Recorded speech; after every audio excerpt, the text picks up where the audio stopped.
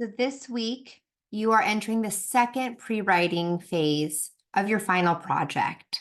So now that you have selected a topic and you've done all the research that's going to help you with your appeals in logos, pathos, and ethos, now we have that last piece, that naysayer piece.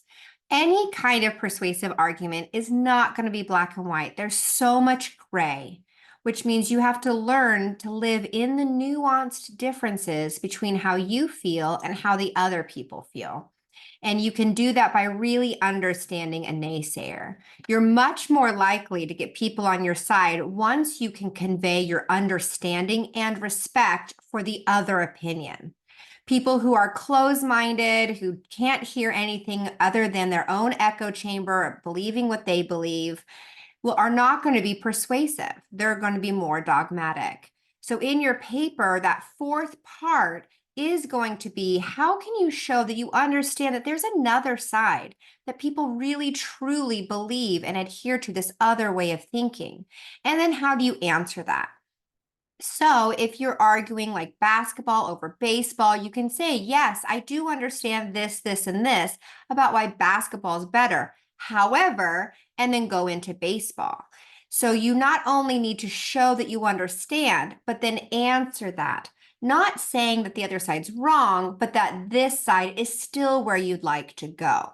So if you're arguing about conscription or vaccinations or gun control or immigration law or how young is too young for a cell phone, you can say something like, while I may agree or while others may disagree, this is the point that I'm making. Of course, it's all in third person, so there is no I, we, me, us, anything like that. However, your point will come across as your position.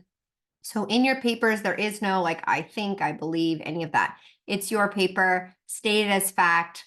I assume it's what you think and believe. So in this second pre-writing strategy, you're going to craft a naysayer, essentially a rough draft of what your position is. And this gives me an opportunity to make sure that you fully grasp the point and the function of how this is in persuasive writing. It also allows me to make sure we're not falling into those fallacies that we've been studying all semester, like ad hominem or bandwagon or any of those other ones. Make sure that you understand the counter argument and then how to address it.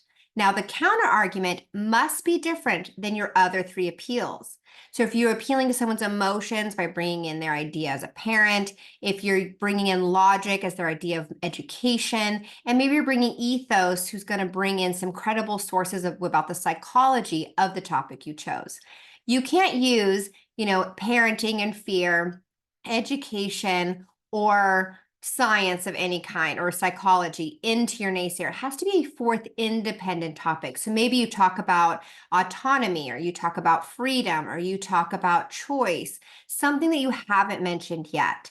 Again, your naysayer isn't building on what you've already said. It's a completely fourth topic that you are addressing. So I look forward to reading what you have. I will be giving you feedback, either like, this is great, go ahead and plug it in, or hey, take a look at this other kind of nuanced idea about it. Make sure you include this. So read the feedback in the comment section on your homework so that you can get this right and plug it in, because next week we're writing this whole thing. Bye, guys.